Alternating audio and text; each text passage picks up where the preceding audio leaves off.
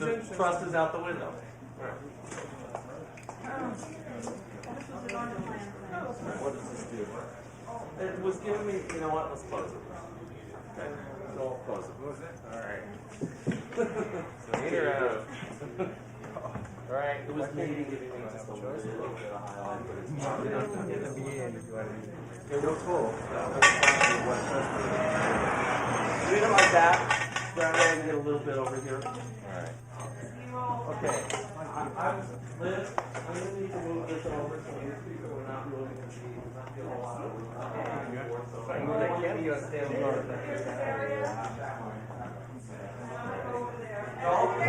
Yeah, you ready? I need to set the fill light. You guys really got to move that. Alright, it should be set.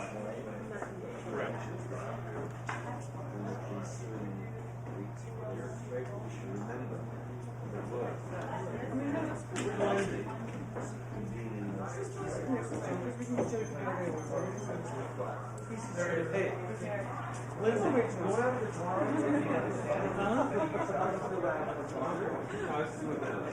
I like that shot with blind faith. That's like this. Not the 13-year-old girl talking. No, the one inside the house. Yeah. When they're in the sitting room and they had a couple of instruments. Right, and there's a lot of equipment kind of sitting around. Yeah, the work in progress is kind of like. You want everything to agree. Right. Right. A couple of movies. Yeah, just don't lean on that. Why not? Yeah, that's okay. I mean, it's not.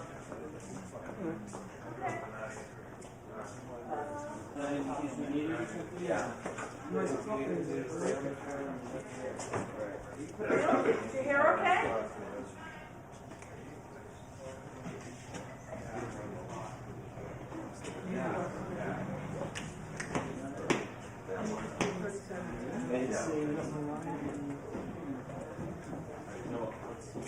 This out.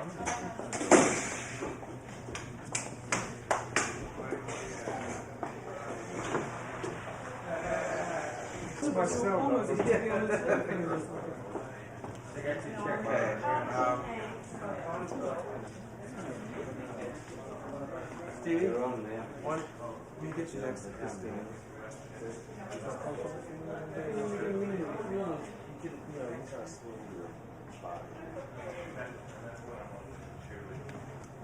Nick, get on the telephone. Yeah. Have a feel if you kind of do that. Okay, I need you guys over as much as humanly possible. Okay, Nick, and then you're going to be.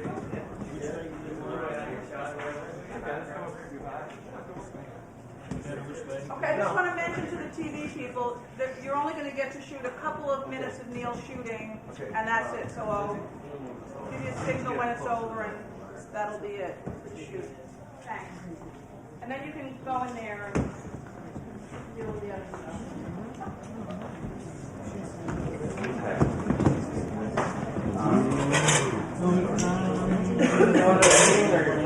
Okay, I want another reading, and I want, I got to do one forward. Please. And I want the horizontal frame for the forward. Okay. Oh, yeah. And that black note has You have the trigger? I do like it right here. Tell me when. All right, go ahead. Oh, wait, a little slower, okay. All right, 8-8-1. So we're good. Okay. All right, I need to move the camera. Use the brush. I need to move the camera in a little bit. Stop.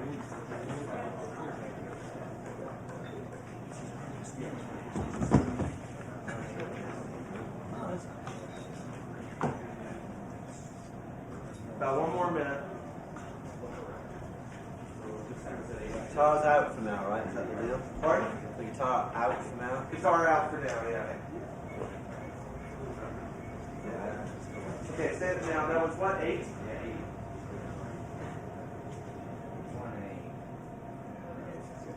8. Okay, Lindsay, I'm losing your arm there.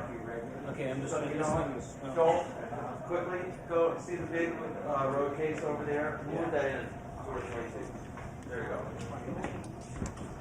There you go. Good. Perfect. Enough? Chris, don't worry. I'm worried.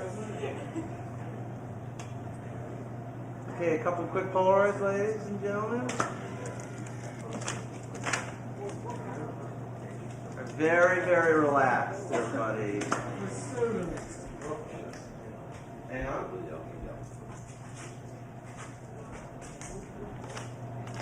More? Christine, right here for Polaroids. And John, good. One last Polaroid. No, I think John will be Okay. You want to be high? I want you to be a little higher. Okay, gotta wait about a minute. Show us back. Still okay.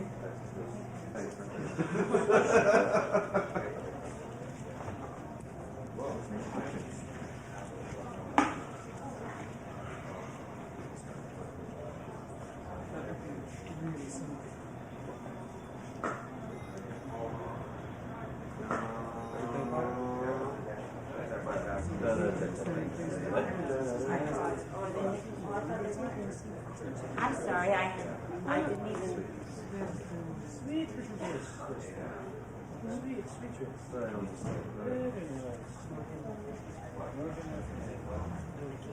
Can I get one? Okay, now I'll tell you, tell you what we'll do. Why don't you move out for a second? Joel, here.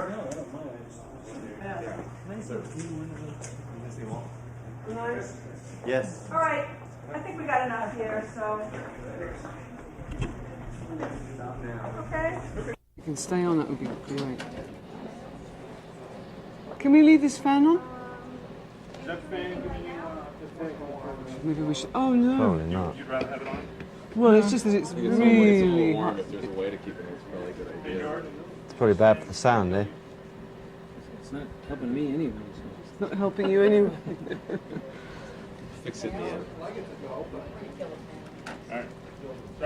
Kill it. Okay. Shouldn't have said anything, right? Oh, I'm instantly hot now.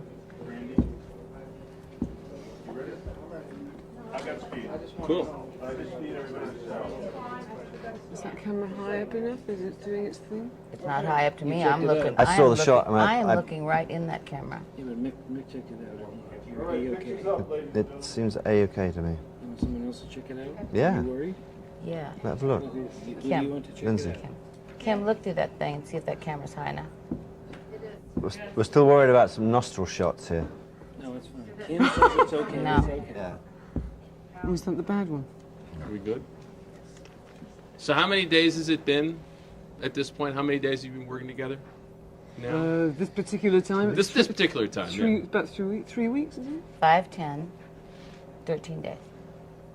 And to what do we owe the pleasure? Does the Twister soundtrack get credit for any of this, or? Not exactly. I was, working on a solo record and had been for about a year. And I ran into Mick and we had breakfast and the chemistry was great. And I said, come on down and play. And that ended in other people coming down to play. And I think there was just an implication there. So the nice thing about this is that it was an organic kind of coming about. There was no grand concept involved. Had you ever dreamed of reuniting this particular lineup, Mick? Had this been in the back of your mind, or was it just... Had I? Yes. Yeah. I think in terms of like a wish list, Mick being Mick, it's like I would be always overjoyed to see this band is certainly always been really, really special. It's a special lineup of Fleetwood Mac. It's the lineup, and we've been through Quite a few. I mean, back in England a long time ago. Stevie, were you working on a solo record at the same time also? Were you thinking about doing a solo thing? How did they interest you? I just signed a new solo record deal, so yes, I was thinking about it, but as soon as I found out that we were really going to do this, I can't really do both at all. So, and it's, it's way more cool to just really put all your effort into this now. I mean, trying to do both is like, it's too hard on me, you know, so this is great. Chris, how about you? What was the involvement? When did they start pulling you in to say, Well, let's do this again? drag me in by the hair. Well, I sort of toyed with the idea of sort of semi-retiring, and I do have a solo album contract which I was planning to fulfil somewhere down the line. I wasn't quite sure when.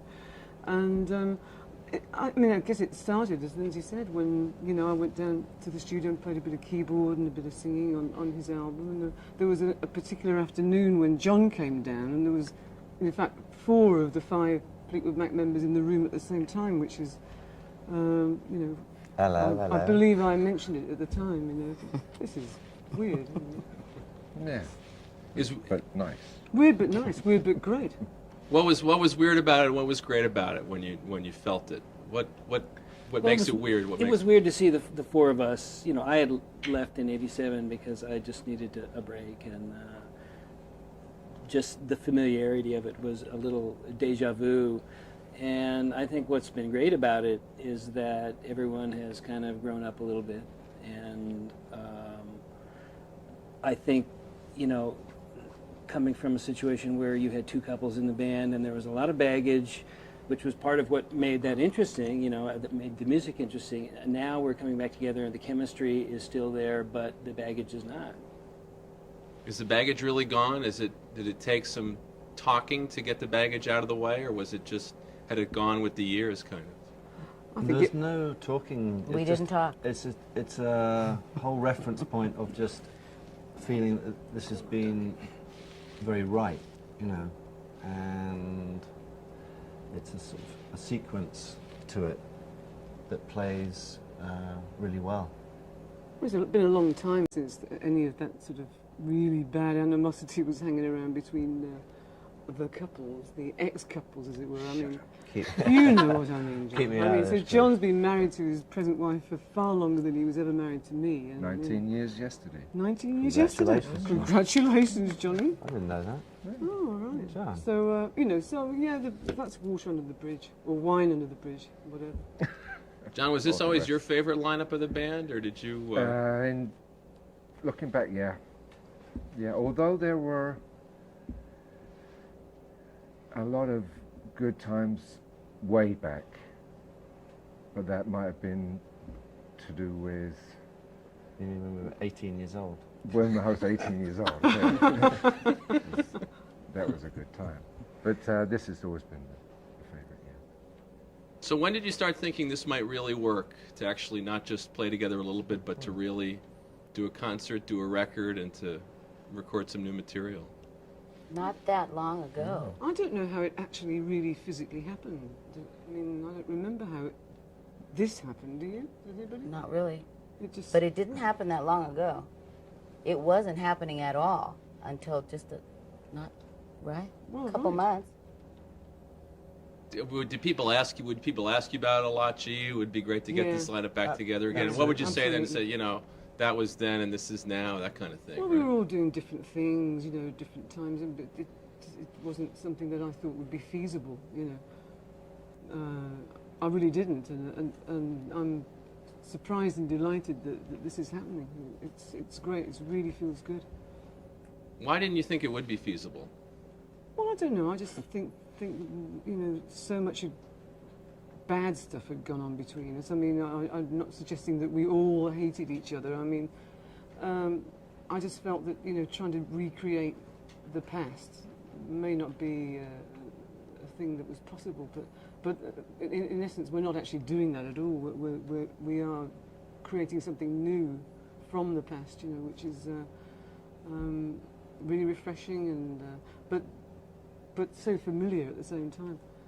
Lindsay, your frustrations were as vivid as anyone's way back when. Mm-hmm. What's changed over time that makes you comfortable with this?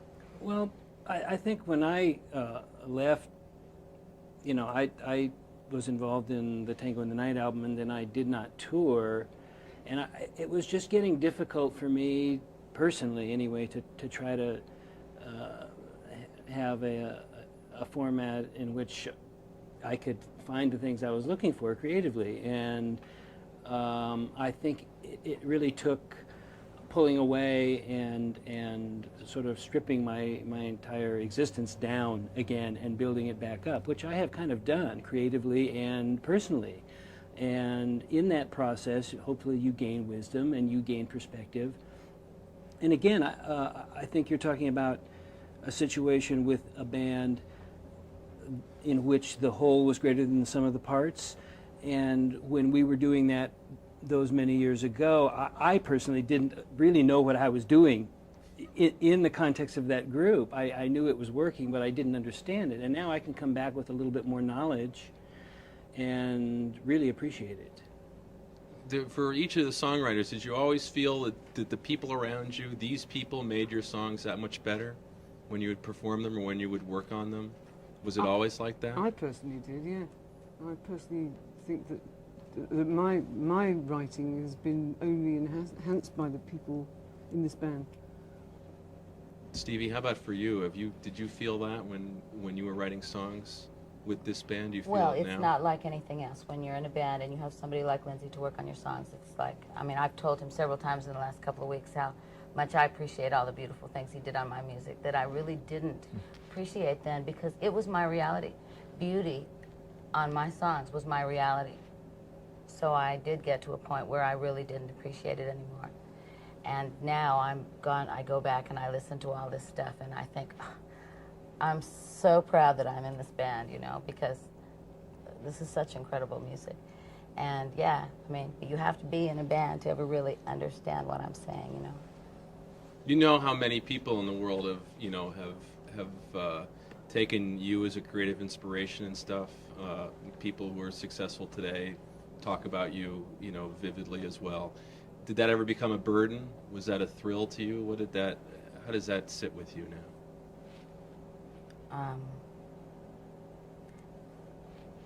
Well, I don't know how to answer that. I really don't know how to answer that exactly. You know, this is all happening really fast, this Fleetwood Mac thing again, and it's so big and so intense that it's like, I think we all five of us, we just kind of space out sometimes because it's just almost too much, you know. So I'm sorry, I don't remember what the question was, and I don't think I can answer it anyway. No, certainly people like Courtney Love mention you frequently as an inspiration. So many musicians out there talk specifically about you, and I was wondering if that was thrilling for you to know that people were inspired by your music, or if it ever became a burden, if you ever thought, I can't live up to this. No, it's totally thrilling that people love your songs. That's what's thrilling, you know. It's just the nicest thing anybody could ever do or say for you. So, how is the vibe of this different from what it was in 1993 when you had that sort of one-off get-together for the inauguration and stuff? That wasn't. You know, people keep saying like that was not any kind of a. We did that because the President of the United States asked us to do that. You know, that's probably the only man in the whole world that could have gotten us to do this. And I did call Lindsay and say, we have to do this in the scheme of our lives. This is important.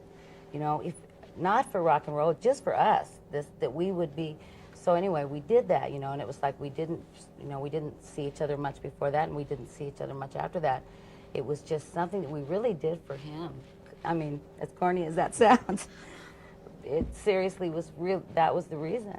What if Tony Blair wants to hear Go Your Own Way or something? Will you have to go to England and perform for him also? Ooh, we'd have to think carefully about that. No, not Labour. No. You've played for all the politicians you want to play for, Yeah. Was that sort of surreal to play for that? person Play for that tuxedo, dressed up crowd. Secret Service police. No, but they got into it. They got into it. They were all standing up and All clapping on the on beat. They were. Even old Prez got up, didn't he? I mean, Mr. President got up. It's okay. Sorry, Bill. How did the track on Twister happen between the two of you? I mean, whose idea was that? How did that come about? Had you been in touch over the years or anything? Well, again, I was in the studio with Mick, working on my stuff, and Stevie had the song, and we thought it would be great to get her down and involve her in sort of a musical format that was already going on anyway with the two of us. And that was great. That was really great because we sing great two-part harmonies, and we hadn't done that in a long time. And we had very little time to do that. We really had just like 2 days. And we walked out with a 2-track about 8 o'clock in the morning, I think, didn't we? Yeah. Yeah. How many years had it been since you had sung 2-track harmonies together when you did that track? Well, there are very few Tango in of the those. Night, I mean, yeah, but there maybe. wasn't more like when we, were singing When before we- yeah, Fleetwood before Mac, Fleetwood really, Mac, in a yeah. way. It was more reminiscent of that. So going back to the high school band. Mm-hmm. It's kind of a Buckingham Nicks thing. They were the Polydor days, yeah. Back when you were. Can you still remember what you thought when you decided to hire these 2 guys for the band, Mick? Mm-hmm. Do you remember thinking you guys were waiting tables and trying to No, put I demos? was waiting You were waiting tables. You were waiting tables. No, I was working on tracks. Yeah. Well, it's the 70s. Things have changed since, God willing. Can I? Yeah, Yes. absolutely. Went to a studio called Sound City, and Keith Olsen, who had worked, unbeknownst at that point when I walked in, with Stevie and Lindsay on their album, the Buckingham Nicks album. And he played me some songs off that album for no other reason than to demonstrate the studio, because at that point Bob Welch was still in Fleetwood Mac. And I remember hearing those songs, and shortly after that Bob flew off on his own, so to speak, and I phoned Keith up, and that's how that all came about. It was completely happenstance, and I met the guy who took me there in Laurel Canyon at the funky little grocery store, who was representing that studio, literally as I was going around getting a carton of milk. And I got straight in the car. I got straight in the car and went out to look at the studio, because we were getting ready thinking about going back in the studio. And that's how it happened. Do you remember that? We were in Studio B. Yeah. And we walked into Studio A, and here's this giant man sitting there just listening to this track like this. It was wild. I had no idea. Because at that point, Bob hadn't left the band. I mean, there's probably about a 5% sort of thing in my sort of mind that something was, maybe he wasn't too happy or something, but truly I think it was a bit more than 5%. it was miserable. But the writing was on the wall. The writing was on the wall, there you go. Definitely on the wall. And he left at the end of the tour, and that was it. Well, I remember you telling me Yeah. about Stevie and Lindsay. And you've talked before how fresh and lively and fun you thought these guys were. You Oh, know. it was great. Yeah, it was great. I can remember clearly, I don't remember where it was, but I remember clearly when we first started rehearsing. So Melrose. Say You Love Me, I'd written a song called Say You Love Me, and these guys came in with the most amazing harmonies, and I was just going, I can't believe they can just do that quickly, you know. And that was it. I just thought, I just got the chills. What can I say? It was great. Was it a sacrifice for the 2 of you at the time? I mean, obviously you're waiting tables and cleaning houses and things, but this was going to be your own thing, and you were going into a band with a legendary history already. You had some trepidations, didn't you, Stevie? Even given No, the I economic. really didn't have trepidations. I went out and got all the Fleetwood Mac albums. I bought them all. We had no money, but I managed to figure out enough to do that. Bought them all, kind of laid on the couch and listened to them back to front, kind of over and over and over for a little while until I figured out, can Lindsay and I add something to this, or can we take what we do to this, and will that enhance each other? I mean, can we be a viable part of this band? And after listening to all the stuff, for me, the mystical thing, for Lindsay, the total incredible guitar playing genre, I said to him, I think we should do this, because I think that if it doesn't work out, we can go back and we can go back to Buckingham Nicks, but I think that we can add something to this. So no matter what, we can have a good experience with this, and we can learn, and we can become better musicians and songwriters. And then whether we go on or not is up to destiny. But so yeah. And they would still love you in Birmingham one way or another. Weren't you Yeah. guys always really big in Birmingham? Not always. band. That was the No. irony. We were trying to get a second record going, and we had managers who were trying to get us on the steakhouse circuit. And And Who knew there was a girlfriends that circuit? would have been really happy if we Right. could have What gone is on this the thing? steakhouse circuit. well, it's the what is one-way ticket to Palookaville, really. You know. So Bonanza is proud to Right. present. Yeah. Exactly, and then suddenly these little cult pockets in the South that where we ultimately were, you know, headlining for like 4,000 or 5,000 people, which the discrepancy of that was really bizarre, and that got nipped in the bud. So you know, but obviously we made the right decision. Can we take a break for a sec? Sure. Please, thanks. Oh, I'm so Sweat.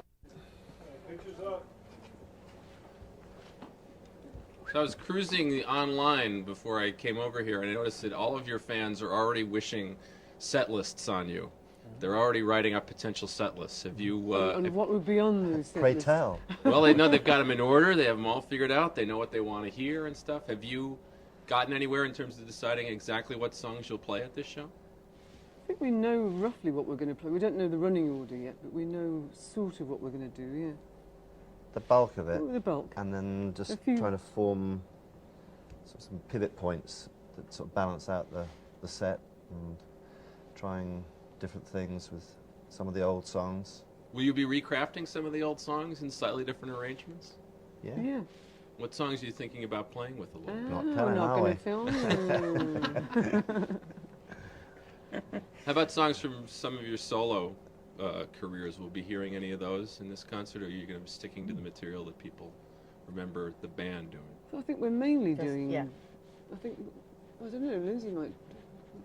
Might she? Maybe Maybe one. perhaps. Maybe one. We Yeah. haven't tried it yet. No, we though, haven't so tried it. we'll see. Might be one of Lindsay's from the solo record. Any of your solo material, Stevie, or will you No. go with the band material? And you've written 3 new songs, is that right? Yes, we have. Who did each of you write one? Is that Yeah. how it works? Yeah. How were these each songs you had originally anticipated doing for your solo records and decided to try them out with the band? No, for me, no. I actually wrote the song that we're going to do like 2 weeks ago or 3, right before rehearsal in Phoenix. I just spent like a week really specifically writing my song that I wanted to enter into the running of songs for the new songs, you know. So Good job. my We song liked was- it. Yeah, because it was the one I wanted. I didn't want to go into another group of stuff that wasn't meant for it. I wanted to write something that was meant for it. Is that because you could envision how it would sound with this band, or because lyrically you wanted to say something about getting back together with these people? Both of those things. Lindsay, how about your record? Your music for this? Well, you know, being that I was and in a sense still am, you know, in the final stages of completing that album, we, you know, working with Mick, we ended up having enough material for like 2 albums, really. So, yes, it will be something from that. We haven't actually tried my stuff yet. I was kind of waiting to see what was needed and what was going to pan out with the other 2 songs. So we're probably going to get into that next week. It will certainly be something from that. How about you, Chris? Where's your contribution? Well, I think mine was specifically for this as well. I mean, I write in spurts, and I just coughed up about 10 songs about 3 weeks ago, and one of them was, I thought, appropriate for this band. And I mean, I don't actually write specifically for Fleetwood Mac or myself. I just write songs, you know. And I brought it down. I brought 2 songs down, and they liked that one, the one that we're doing the best. And it's the words sort of slightly reflect. You could interpret the words meaning about us, but it's actually a love song, as all my songs are. You know. John, how would you say I that? didn't write one for this. And we're disappointed about that. We'll be docking you later. But he does great bass parts. Thank you. Do the new songs remind you of the songs you did in 76 and 77? Are they reminiscent of that, or do they sound? Yeah, mainly because of the people who wrote them. There's still that thread through them. The interpretation, or the input, is obviously the same. So it's Do they sound like Fleetwood Mac songs? Yes. yeah. Did they sound like Fleetwood Mac songs out of your pen, or when you heard them played for the first time, did they sound like Fleetwood Mac songs? Well, mine did, because when I was writing it, I was thinking, you know, of how it would sound when Chris and Lindsay would be singing along with me. So And I don't do that often either. I mean, I really wanted to write a song that was specifically for this time. What did it sound like when you heard it, Mick? Did it sound like it was? We just took to it. You know, it was like one of those things that just this whole what's happening here is just is really, it's, you know, it's almost strange answering questions, because you think, well, what is it? It just really happens. It has a real energy of its own, from the way this whole thing happened, and it was and it led us into doing what we do very naturally, and I think we've all been reminded of that. You know, whether it's the songs and the interpretation. When these people come together, there is definitely something that is very, very precious. And we've been well and truly reminded of that, just as people within this circle, and certainly from people looking from whatever the outside is considered on us. I think there's an amazing energy, you know, and we're really becoming increasingly aware of that, and it's a good feeling, you know. None of this, you know, in terms of the songs, and it just has a life of its own, you know, whether it's the arrangement, whether it's arranged in a certain way. It's a very natural thing that happens with us.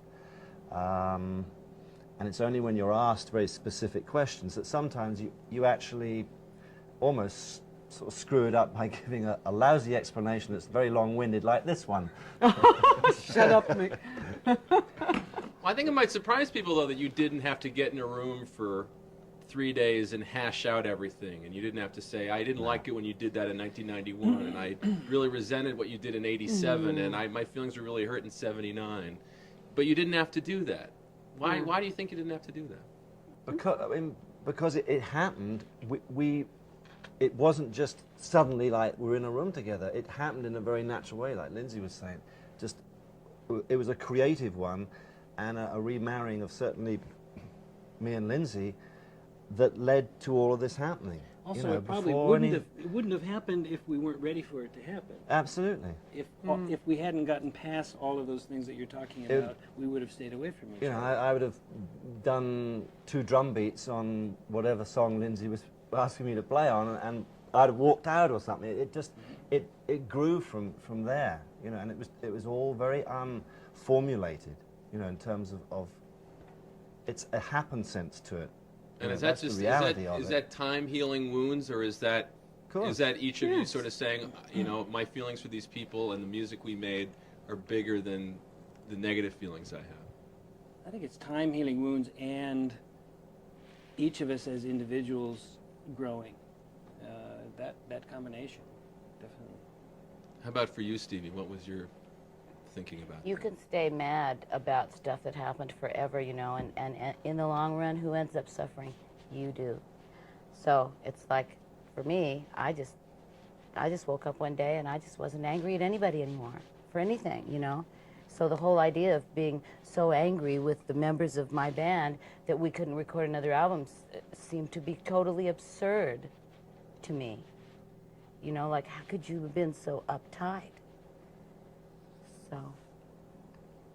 People always saw the sort of, you know, your lives being played out in your music somehow. Are you looking forward, in a sense, to showing people how the music stands up, even apart from what people think may have generated it in terms of your interpersonal relations? I think it does anyway. I mean, since this has all been happening, I've been listening to some of those old records, and I think it's so timeless. These songs, they all seem so timeless and fresh, and so well put together, and so heartfelt that they just don't seem to ever age, these songs. So it's going to be marvelous to recreate them now. You know, 18. How many years is it? 15 years down the line, or something like that. Almost. What are you committing to in particular? You're committing to a record and a concert, obviously, that we'll be showing on television. Possibility for a tour? Are you committed to a tour? Would you like to tour? what you're thinking about that? It's We'd like to, ongoing. absolutely, We yeah. are touring, I think, aren't we? Yeah, I think that there is a tour in the works. We haven't put too much thought and time into that part. We're really trying to do our little movie, you know. So we haven't really thought about that much, but we're going, huh? I think the understanding is we're going on the road, yeah. I've got my bags packed. Got them packed Well, already, you can't hey, wait. me too. Love to tread the balls, Johnny John. Gibson. Get off the boat and hit the boards. Yeah. And maybe a little farmer's daughter at the end for Ooh. You are well informed, I'll tell you that much. That was lovely. Okay. I remember doing that as well. Remember. Okay. Thank you very much. Thank Thank you. you. Thank you.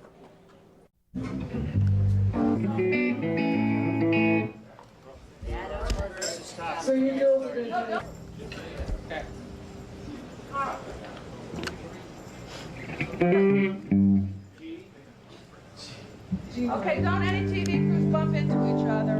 Okay. All right.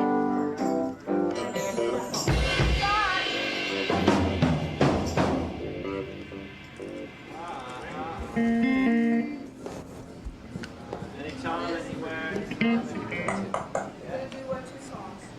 Well, when Liz says the word. Okay, we're ready.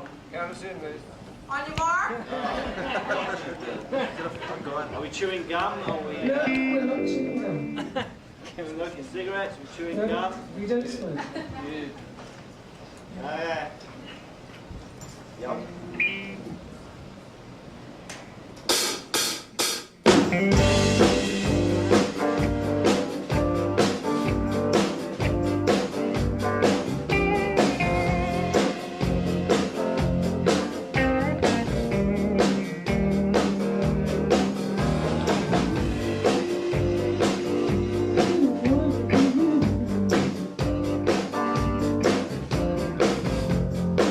making me happy when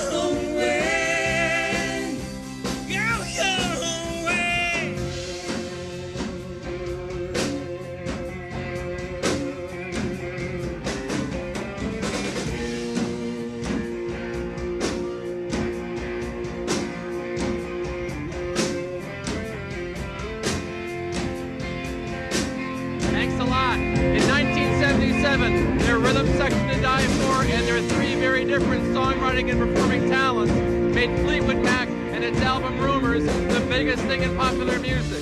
Now, with their raft of personal and professional disagreements behind them, that original lineup is back for a concert, a record, and maybe a tour.